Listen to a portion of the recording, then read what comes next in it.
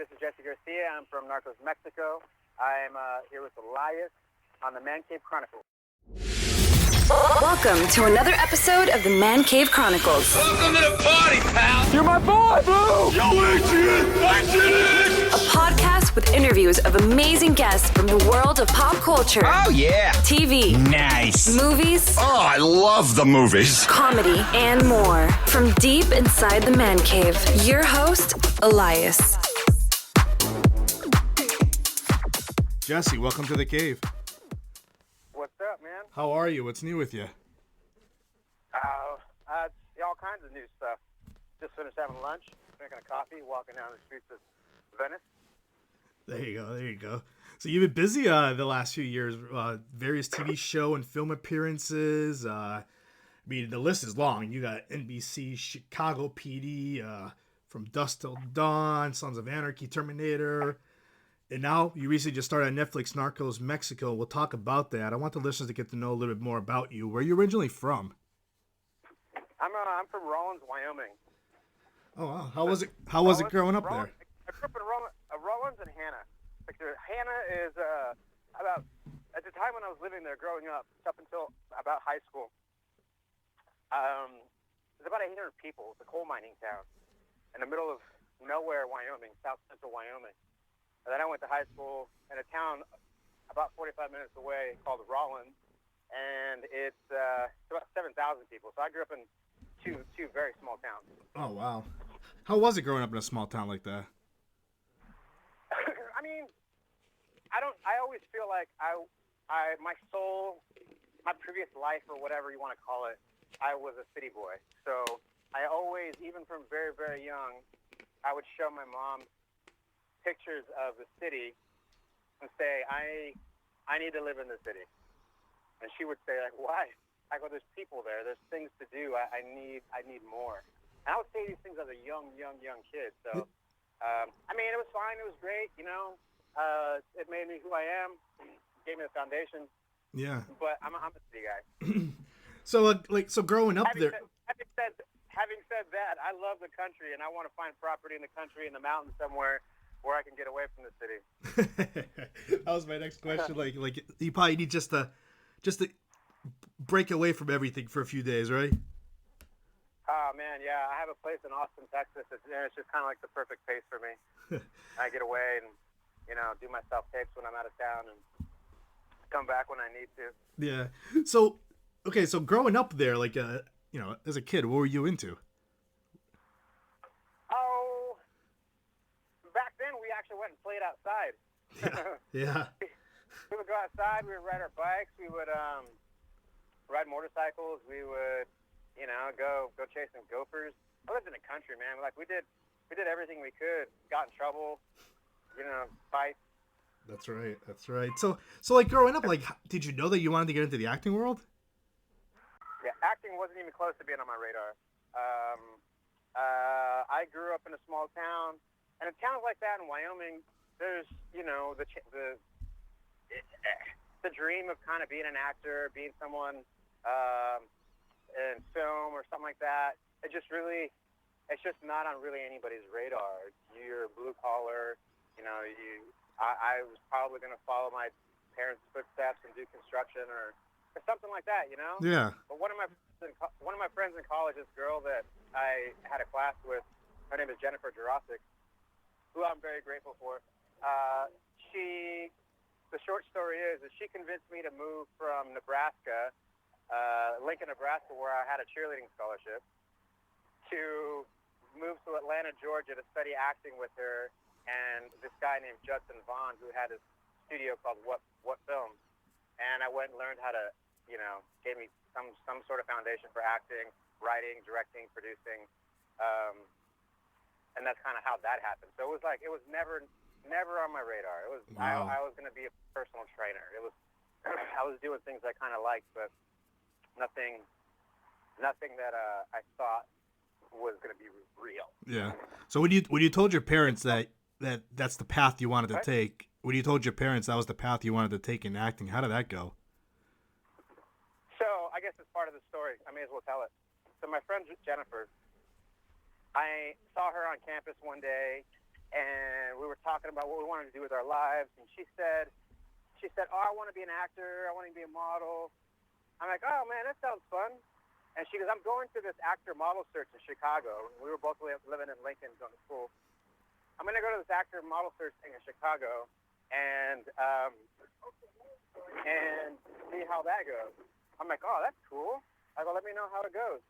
So she came. She went and came, and a couple weeks later, I saw her on campus again. And I go, "How'd it go?" She goes, "Well, I met this guy named Justin, and he invited me to move to Atlanta to study acting at his studio." I go, "Wow, that's cool. Congrats. Are you going to do it?" She goes, "Yeah." And then she goes, "You know what? You should come with me." I go, "What?" She goes, "Yeah, you should come with me." I go, "Nah, I don't think so." Because one, I had a full ride cheerleading scholarship. Basically, my life was super easy. Two, I didn't really know her all that well. And like three, I didn't really know her all that well. So like, I'm just going to make a random move to Atlanta, Georgia to study acting with her. But at the end of the school year, we were talking again, and she goes, "I've been talking to him about you. He wants, he's interested. Kind of, there was a Latino kid, funny, blah, blah, blah." She goes, "Just call him." So I called him. We talked for about 45 minutes, and I decided within that 45-minute phone call that I'm going to move to Atlanta, Georgia to study acting with her. And that same day, I packed up everything that wasn't a necessity, like mountain bike, TV, VCR, nothing that I couldn't fit in the trunk of a car. And I drove back to Wyoming. This is the answer to your question. I drove back to Wyoming, get there at like 3 in the morning, and my parents see me start to bring stuff in. They go, "What are you doing?" I'm like, "School's out, come back home for a little bit."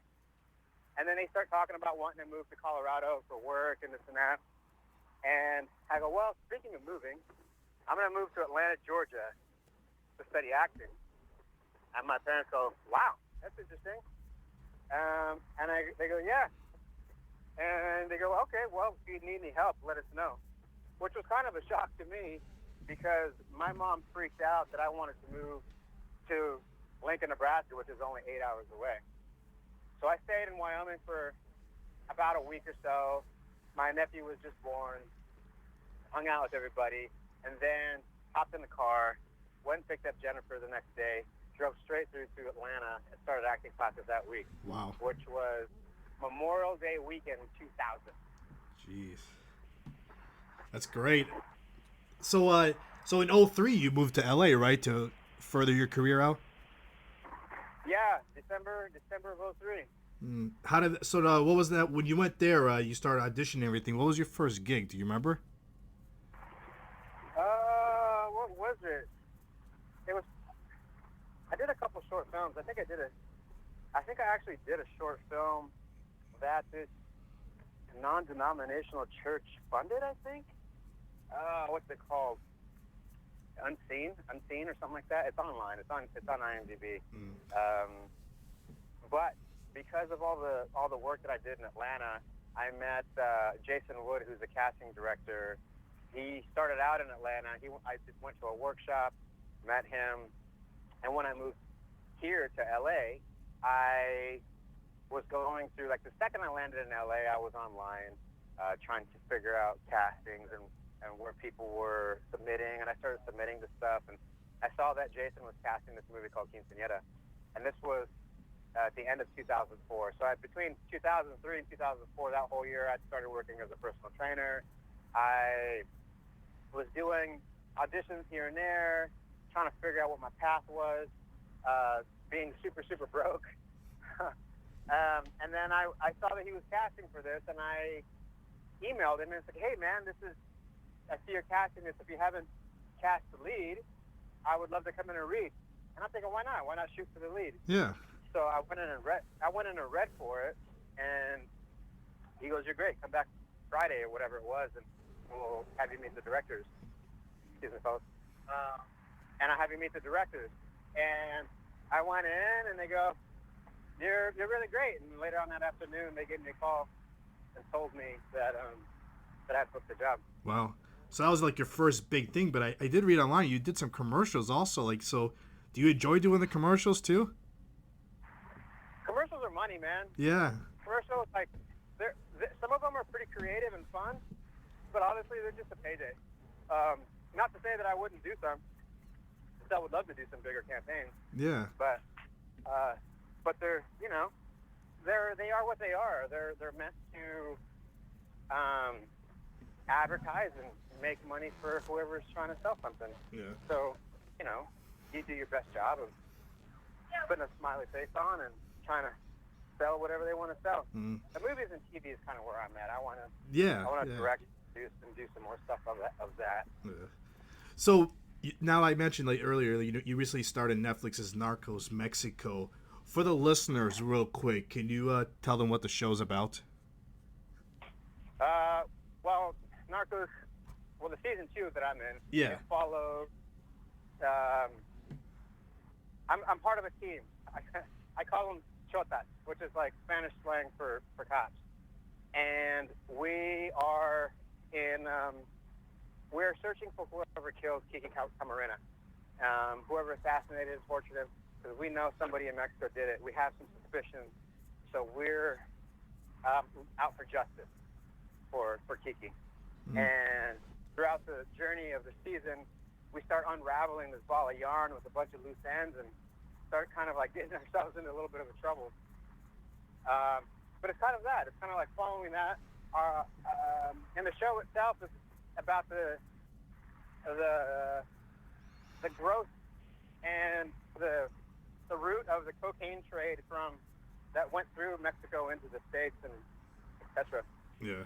Now, you play Sal Orozco. How do you tell us about your audition when you went in there for that?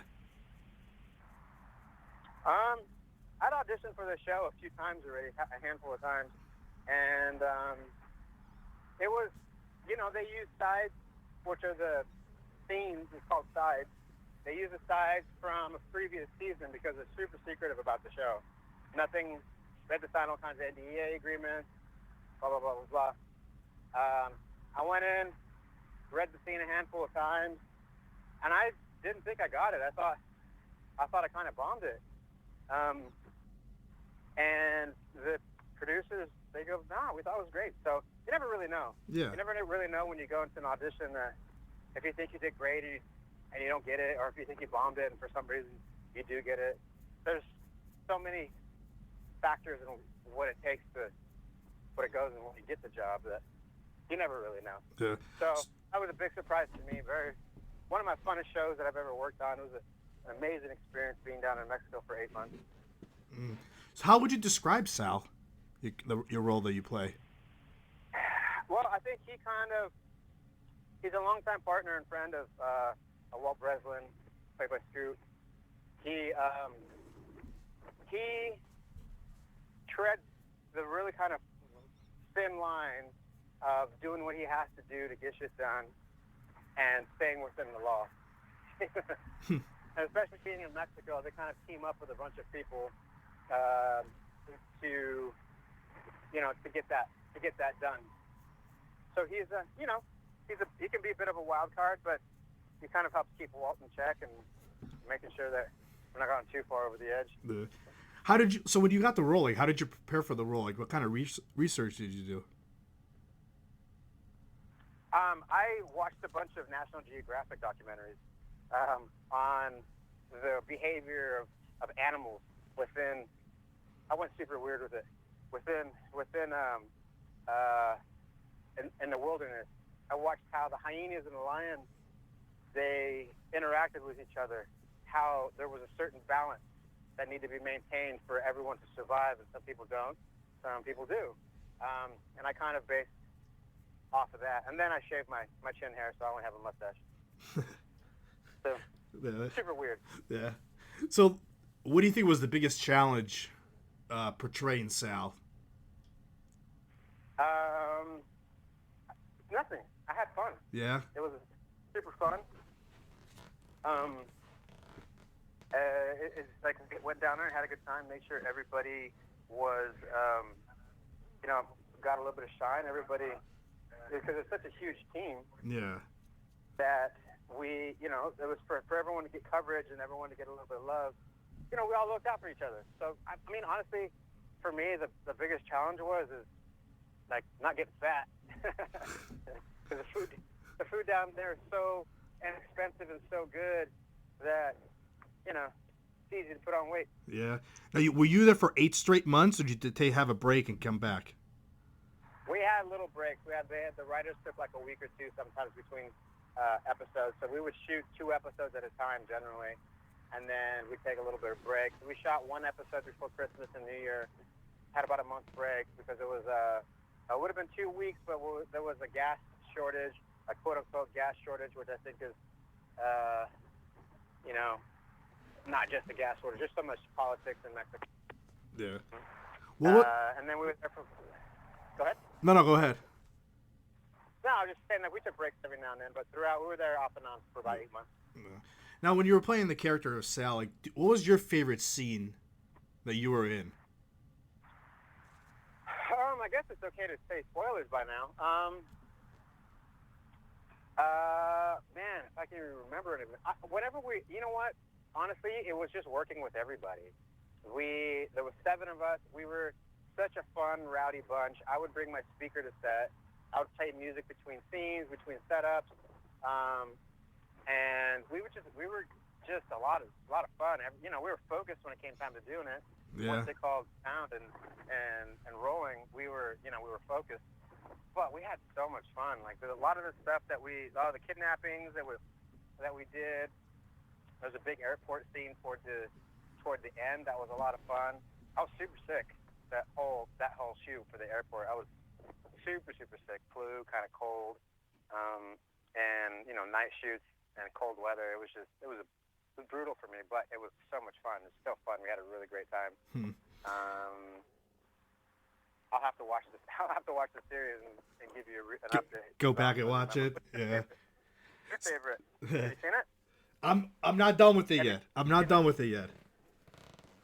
We're almost there, but I'm not done with it yet. So don't there you go. Don't completely spoil it on me. No, there's nothing to spoil. So you mentioned earlier about auditioning and stuff like that. What do you enjoy more in your career, self-taping or auditioning in front of directors? I mean, it's different. They're both different animals. It's for me to be able to go into the room and get real-time feedback from somebody, and they see what I look like in real life, and and I can kind of have a conversation with somebody. They can see what I'm like. That's different. But the self-tapes at the same time, I really enjoy doing self-tapes because I can control the environment. I like to kind of make them little short films if I can. I color correct them. I make sure the sound is right. So I like being in control of that. But each one's different. If it's a comedy and I want to go in there and do my best and try to charm people, it is what it is. Yeah. I love self-tapes. But I don't mind going in at all. Yeah. So, what's some advice that you give out to people that after you talk to them for a while, they want to get into the acting world? What do you tell them? My advice generally would be start writing. Figure out, because no one's going to hand you a career these days. Nobody really knows what they're looking for. Like diversity is a huge thing. So if you have that going for you, that's big. Just start writing. And producing your own stuff. I learned that very early on, that I started producing my own material, started being part of projects, and had a little bit more say. If you start producing and writing your own stuff on a consistent basis, you will give people no choice but to pay attention to you. They can't ignore you. Steve Martin says, "Be so good they can't ignore you." So it's kind of like that, making sure that you have material out there, making sure that you're doing stuff on a regular basis. And then it's one of my favorite stories. A lot of my favorite actors are people who have, paved their own way. Yeah. Britt Marling is one of my favorites because I read an essay that she did. I think it was in the New York Times. I don't remember. You can find it on her Instagram. How she couldn't get a proper audition to save her life, and she would be auditioning for these really kind of shitty roles. And then until she co-wrote this movie called Another Earth with her partner Zal, and that went to Sundance, and she started doing stuff like that. But to me, that's super inspiring. That's how you do it, because now she's producing and writing her own stories that are super unique and super to have a voice of her own and voice of hers and her partners. You know what I mean? So Yeah. for me, I'd say start writing, start producing, directing your own material, because no one's gonna know who you are better than you, really. So, after all these years in the acting world, like, do you have like a dream role that you want to play someday, or you hope to get?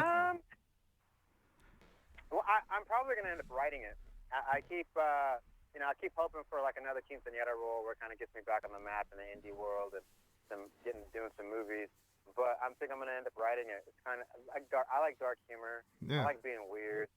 I wouldn't say I'm a strange dude, but I have particular taste, and my friends all think I'm a weirdo. I want to do some really dark stuff. I want to do some comedies. My buddy and I, Alberto Zeni, who plays Amat on Narcos Mexico, him and I are writing and developing a series now, and my couple other friends and I are writing a couple of series, and I got a movie that script is already done that I'd like to direct this year if we can get the money. So, my next, I guess one of my next dream roles is directing. Yeah, that's great. So, is that like? I'll definitely still continue to act and have that pay the bills, but directing is definitely on the horizon. Do you want to see yourself directing more than acting, or you still want to like do both about evenly? I mean, I think there'll still always be a part of me that wants to continue to act and kind of explore that. So I don't know that I'd ever give up acting. Yeah. I would like to produce and direct my own stuff or be part of projects where, I don't have to conform to anybody's ideal body image or, cookie cutter, anything, that I could just go and do me, the stuff that I wanted to do, you know what I mean? So that's kind of the beauty of producing and doing your own stuff, that you put some stuff out there and let people see that you're capable of other things, or sometimes it works, sometimes it doesn't. That's just kind of like, that's the beauty of everything. So you mentioned TVs and movies. Like, what are some of like TVs and movies that you enjoy watching these days? Britt Marling, the OA was amazing. I'm watching The Outsider. Is that the one on HBO? Yes. Outsider's really great. Oh man, you put me on the spot. I don't have anything in front of me. There's that one with Lin-Manuel Miranda that's on HBO as well. The dark places, dark something. Oh gosh, I don't remember. I like interesting and different and weird. Marvelous Mrs. Maisel, brilliant. That's Fleabag, really good. Yeah. brilliant. I want to do versions of those shows where it shows diversity on the other side of it. You know what I mean? I want to be able to, because while those shows are very wonderful, they show one side of it. You know what I mean? Mm-hmm. So I want to be able to show different sides of it. Now, is there any other upcoming projects that you could tell the listeners about? Well, my movie Collisions we're still looking for distribution. It's a movie I produced and was an actor in. And I have a couple of other projects that I'm writing and developing with some friends that hopefully we'll get going this year. If anybody with money out there wants to make some movies and TV, you can hit me up. Lastly, is there a quote that you live by?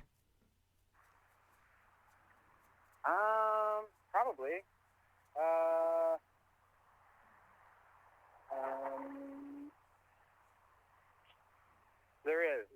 There's a couple, but I can't think of them right now. Do your own shit. There you go. Produce your own shit. There you go. Produce your own shit. Get up early. grind away, right?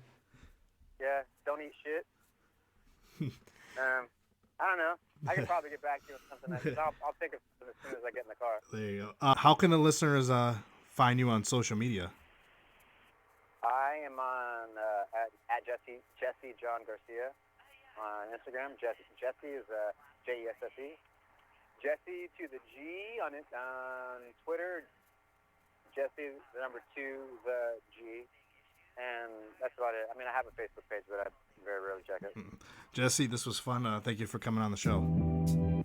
My pleasure, man. If you have any more questions, feel free to call me back. That's a wrap. That's a wrap, everybody. That's a wrap. Thanks for listening to the Man Cave Chronicles podcast. I finally get my man cave. You can find us on Twitter, Facebook, and Instagram at the MCC Podcast and our website, themccpodcast.com. Until next time.